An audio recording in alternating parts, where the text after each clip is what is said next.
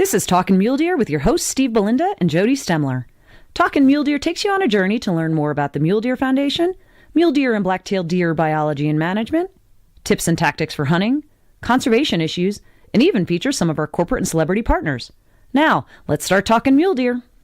Hello, this is Jody Stemler, and we are talking mule deer at the 2019 Western Hunting and Conservation Expo. Hi, and I'm Steve Belinda, Jody's co-host, and today we're going to be talking about ladies and all the things ladies do for conservation. Actually, we're here with Candy Yao and Jeremy Anderson. Jeremy is the Regional Director for the Mule Deer Foundation.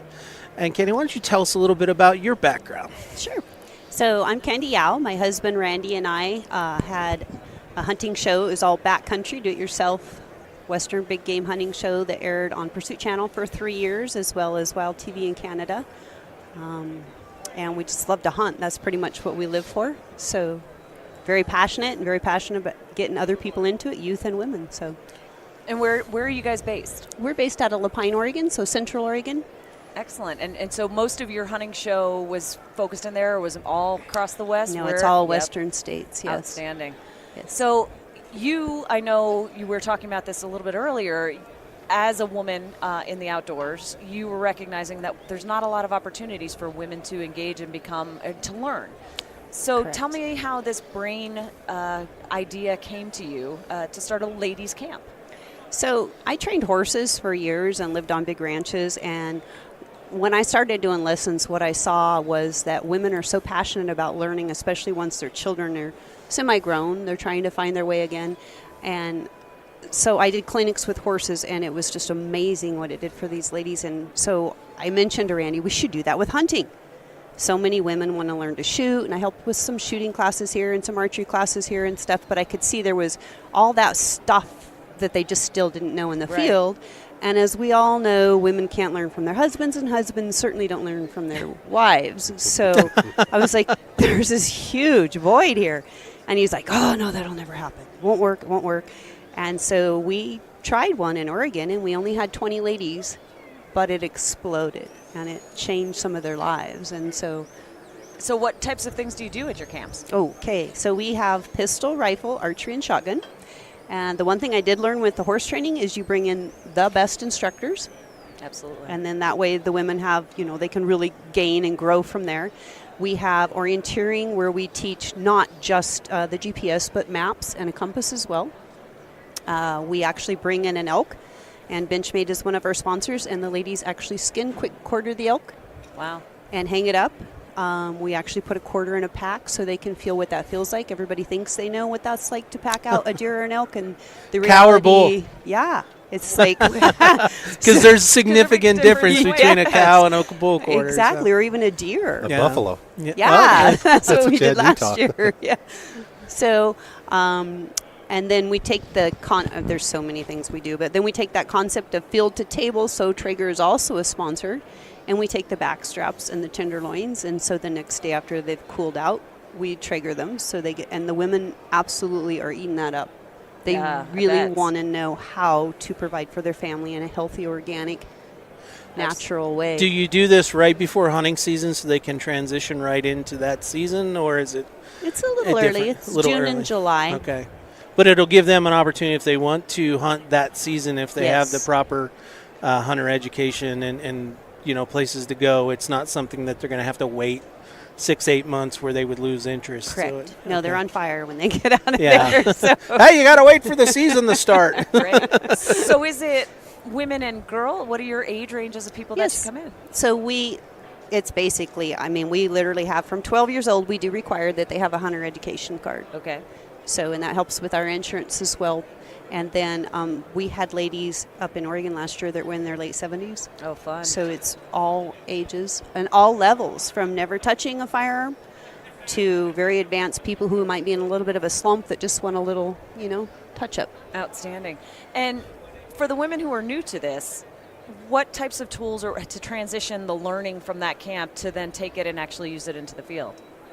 So, you can only teach so much in 2.5 days. We all know that. But we have this connection. And, Jeremy, you can correct me if I'm wrong on this, but I think the main thing, and social media is social media, but we have such a a group of ladies so they're so passionate about helping others that, I mean, we have columns on there every day about this. So I went out and I did this and I'm disappointed and I didn't get a shot, or I took a bad shot, or I did this or I did that. And immediately you've got not just instructors but advanced, hunters and other people giving advice. Support and group. Support System. group. Yep. It's huge. Yeah, it's huge support group. So you're seeing some of these new hunters getting out afterwards and absolutely. trying it and continuing. harvesting. That's outstanding. Do they Yes. send you the pictures? Oh, yeah. It's a Yeah. requirement. Now you got to tell them it's a requirement to send jerky and sausage. Yeah, We right? take payment in sausage, summer sausage. Thank you. What I thought was just great, going off what Candy said, is men, or like she said, the husbands can't teach the wives. And so I'm a testament to that. So Mule Deer Foundation Utah, we had some volunteers go up there to help. We weren't quite sure what it was about, but I wanted to be part of it. I just wasn't sure what part we wanted to be. I brought my wife up, and she's involved with Mule Deer Foundation, but she knows that's my thing, and she doesn't stick around too much with it. But she's a volunteer with the ladies group and all stuff like that. So she came up there, and I asked Candy, "What do we do?" She said, "You go over here, and your wife can go over here." And I said, You go to "Okay." the bar. And I came back down this hill, and my wife is up a tree stand. That's awesome. And I'm looking at her, and I'm like, oh, my God, because she would not stand on this chair you're sitting on, Jody. And I'm thinking, she's going to freak out. She's going to have an anxiety attack. And no, she just had the biggest smile on her face. That's great. And then she came down, and she went and did a different type of tree stand. Then she went over to the archery. We were supposed to be helping, but I really wanted to go check out all the things and see how big is MDF, what do we want to play in this role. So I wasn't much of an instructor or help or anything. I had a lot of great volunteers, Katie Gordine, Riley Hutchinson, Gary Jenkins that was there that went and helped in these stations. And so my wife and I just kind of walked around, and we went to the archery station, and they had a lady from Wild Arrow there. Yes. She just did amazing. She's amazing. And my wife has learned how to shoot a bow from men. Right. And she got a new bow this year, and then she learned from them, from Felisa. Yeah, Thalisa. Yeah. She just did amazing. And then right after that, she just was hooked. We shot all the time at my house now. That's great. And then just the other so day. the light went on for her. Exactly. Right? The other day, so I hope I didn't get in trouble here, but the other day she just got her hunter safety. Yes. That's awesome. And it was That's this amazing. pushed so it. cool. She told her it was because, she told me because it was this. That's So- great. So Cool. so you went there to check out the camp in Sure. Oregon. No, and- in Utah. In Utah. Okay, so the Mule Deer Foundation has a women's only chapter in Utah. It was Correct. the first of its kind. So tell me now what you guys are going to do to try to raise the visibility and connect even more. Absolutely. I want to be involved as much as we can. Obviously, it's the biggest growing demographic there is. And selfishly, I want more members, for Mule Deer Foundation. Selfishly, you want your wife to hunt with you too. Yeah, absolutely. Right? Better be careful. She might outshoot you. I don't doubt that. I think with our chapter that we have, we can integrate that and come and help, be any sort of volunteer that she needs. Because what I saw women and empowering women. And that's what was really, really cool. I mean, Serena, all these great ladies that you had training, they learn better that way, I think. And it was just an incredible thing. So our chapter here in Utah is amazing. We did a conservation project right after we did the thing up with Candy. They put in a water guzzler. They learned what we're doing for mule deer habitat. We did some planting and some sagebrush and bitterbrush and things like that. So I don't know. I'm way excited. So Jeremy, I'm interested how a ladies only chapter started. I mean, was that something that they set out to design, or did it come up organically, or how did that happen? Organically, 100%. I was at headquarters going in to pick my merchandise for a chapter, I don't recall where, that I was driving to, and a couple ladies there at headquarters say, we want our own chapter. I said, well, hell yeah, let's do it. Why not, Well, And there's always the very, very successful ladies' luncheon here at Hunt Expo as Absolutely, well. So you've yeah. already got a network of Yeah. women who are very engaged that come here every year. So And it that was was pretty obvious connection. The biggest thing I didn't want to do is step on any toes there. Right. So we talked with Julie Moretti. We wanted to make sure that was, in fact, she was part of the committee the first year of our banquet. So I wasn't really sure that it was going to be much more than a banquet fundraising deal. But sure enough, we were out there doing projects. We've already got projects planned for this year for the ladies. And so, yeah, it happened very 100% organically. So, Outstanding. Awesome. and now Ann Olson's our chapter chair. You know, Jake Olson from Urban Deer Absolutely. Transplant. Yeah. Ann is our chapter chair. Are there other ladies-only chapters in formation around There in are. Utah or around the West? Ken Han from Oregon has he has one in Oregon, I believe, and I think he has one in Nevada. And then Randy Morrison from California is forming one as well. Oh, awesome. It's something that Mule Deer Foundation really wants to start. We want to start doing that. You know, ladies only. You have a theme or whatever. You don't have to have a theme for that banquet, but we want to keep pushing it forward. We don't want to just do the fundraising, take the money and say goodbye. You know, we want them to go now do something with that money. Much like Candy wants to teach these ladies how to hunt, but all the way through. You know, how to quarter an elk, put it in a pack. So we go all the way through. That's pretty cool. Now, if I'm understanding correctly, too, MDF is going to be sponsoring some of Candy's camps. Is that correct? Absolutely. Yeah, so this one here in Utah, we haven't finalized it for sure, but we know at least we want to give them $3,000 for their camp, and then also product. I think that you said that ladies loved our They MDF loved coolers. it. The and, coolers were such a hit last year. Yeah, shirts Yeah. and hoodies and whatever else we have. And then we're also going to have volunteers to be up there wherever Candy needs them, as far as, you know, helping at skeet shooting, helping at archery, helping Very whatever. cool. I do want to not step on any toes there because she has an amazing, amazing group of people that come and help her. So. Yeah, but one of the things that I learned last year, and it's also changed in Oregon, is I was just having random volunteers, and we tried to have range safety officers on all the courses. But when we brought in MDF last year, it was like I could just breathe and not worry about it because they're qualified. Right. You know, and so they could have been the instructors just as well. So, yeah, you know, we have incredible instructors on the courses, but now I have extremely qualified volunteers as well, and it was just a huge relief. I bet that was a great opportunity. And So are you seeing that word of mouth is your best advertisement Yes. in this? People, those Yes. people that come through, the women that come through, are going to tell their friends, Yep. and then their friends are going to come, and it just keeps growing that way. Yes. What about repeat? Oh, my gosh. That's what I'm actually worried about, but we have a solution. So our first Oregon camp this year filled in 3 days. Oh, wow. So it's like, oh, now we got to open another one. But like you, I've been on the show circuit, so, you know, I haven't done it yet. But as soon as I get home, Utah is filling very fast. And I think after the show will probably be full. Last year it took us the full 5 months to fill it. So we'll open another Oregon one. But what we're finding is some of these ladies are coming back for their 4th year, and I feel a little guilty. So we rotate the classes a little bit and Trying mix to it introduce up. additional stuff. Right. You have to make an advanced class. So we're thinking of doing like some smaller courses, like of 10 ladies, and literally packing them into the backcountry on horses There you and putting go, up your yeah. wall tents and doing optics. That'd be very you know, cool, yeah. where we Or spend 3 expanding days. the trapping, or exactly, you know, some other aspect of conservation or the hunting world that Exactly, you know yes. takes a little bit more time, a little bit more comfort level, a little bit more experience to get into. So. It's Yes. definitely something I asked Candy if, you know, that we could do this coming year is, you know, again, she has multiple stations and these ladies that are just rotating throughout. And if we could have a station, you know, that talk about, you know, sure, a little bit about Mule Deer Foundation, but conservation in general, you know, having Darren West up there, my project coordinator for the state, he's very knowledgeable about, you know, bitterbrush, sagebrush, you know, what time of year. And he's a certified arborist, so very good with stuff like that, and a mule deer mind. So we'd love to teach the ladies that. I was talking with a gentleman over here, and he was complaining about this or that or whatever, you know, and I take a page out of Mike Lauder's book and say, well, what are you doing for you? You know, Exactly. Mike always says that. What are you doing for you? And it's a good point. You Take know, control of your own destiny. you If know. you don't like the way something is, Yeah. what Do can something you do to about change it. it? become a member, Exactly. come and volunteer with us on one of these projects, you know, that we might take Our 3-4 country's days gotten to very do. good at complaining Yes. and a Yes. lot less doing, but that's one of the great things about what MDF and others is creating doers out of you know, people who may not have been doers before.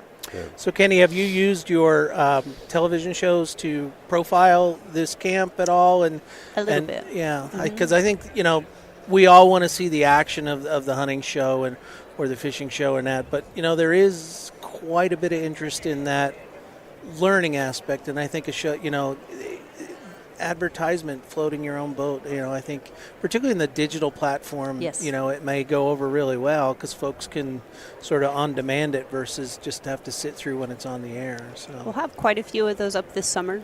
The first couple years, we kind of did all of it. We did our own cooking. We did our own teaching 2 classes. So basically we had no free time, and we really didn't film it like it needed to be filmed. That's changing. So There's a lot of work involved with putting something like this together. Involved, and that's why we're so happy. And that's the other thing I wanted to say after you and I talked last year about, having a booth there. Right. Oregon Hunters did that in Oregon, and it wasn't just to sell memberships. What I worry about is we get these ladies so stoked, and they want to go hunt, and they want to do this, and they're on fire, and they want to do that. But if they didn't draw a tag for that year, you've lost them for a full year. And Right. how do we gain them Absolutely. back? Whereas if we get them involved in conservation groups, there's banquets, there's, you can go do some conservation. You keep them involved, and you keep them on fire, and you keep them going until we can get them in the field. Yeah. So that's super important to me. So how does a weekend work? Or is it a weekend? I'm It is assuming a it's coming weekend. on a Friday, and you have a camp or a place with the cabins or something like that? Sure. So here in Utah, it's really nice because we have man. the R&K hunting retreat. So they have a lodge, and they have cabins, and they have this huge meeting room, and they cater it for us. Yeah. So we're really spoiled. It's That's very beautiful. nice. It's beautiful property. If you've never been there, you need Where to do be I sign there. up? Yeah. I want to bring my daughter. Oh, you so should. It's very, very fun. So, but we try to get most of the ladies to come in Thursday evening if we can. Okay. Friday morning at 8 o'clock is safety and is mandatory. You don't take the shooting classes unless you've been to the safety course. Yep. And then we just start with classes from there, and we go through 3 to 4 classes per day. But then we also have demos. Like we'll have, we brought in Wayne Carlton last year for an elk calling demo in the Oh, evening. wow. And then we do the Nothing quick like going to quartering. the top there. Yeah. I mean, Oh, yeah, he's great. You're gonna get he's somebody. so entertaining. So then we do, can't remember what we do the next day at lunch. I think it was an optics demo. And then Saturday evening we have our fashion show. So it's outdoor apparel Oh, wow. and concealed carry, and it And that's is a lot of fun. extremely fun. That's Yeah. a lot of fun. Yeah, No. and that's when we do the Traeger demo as well. Then Sunday we try to wrap it up by noon. So what we'll do is we'll have a, you don't have to take it if you don't want to, but we have a church service in the morning. We allow one class, and then it's photos for all of our sponsors, and then we give away a ton of prizes. Very Yeah. cool. What I thought was awesome was Saturday night, again, after their little fashion show, and everybody's relaxed. It's a fun event at that point. The Wild Arrow Archery, they're out of northern Utah here. They brought in their little blowing up watermelons. Yes, that was so So fun. all these gals, I've got it on slow motion. I'll have to show you. There's 4 or 5 of them. They line up, 1, 2, 3, and shoot. But sure enough, somebody's going on 1.5, and that watermelon just explodes, and it's awesome. And they all look at each other all angrily like so. But it's a hoot. They're just so much fun. That's very cool. So how can somebody, if they're interested in doing the camp, how can they get information about the program and sign up for it or register? Super easy. It's just ladieshunting.com. Go right on there, and it'll give you the dates. We don't have the dates for the second Oregon camp, but we should within a week. Okay. But like I said, the first Oregon camp is full, Utah. Just go right in and click on Utah camp. It's June 21st through the 23rd this year at R&K Hunting Retreat, and register. Outstanding. Yeah. Well, guys, thank you so much for spending a little bit of time with us. This sounds like a great program. We do cover women.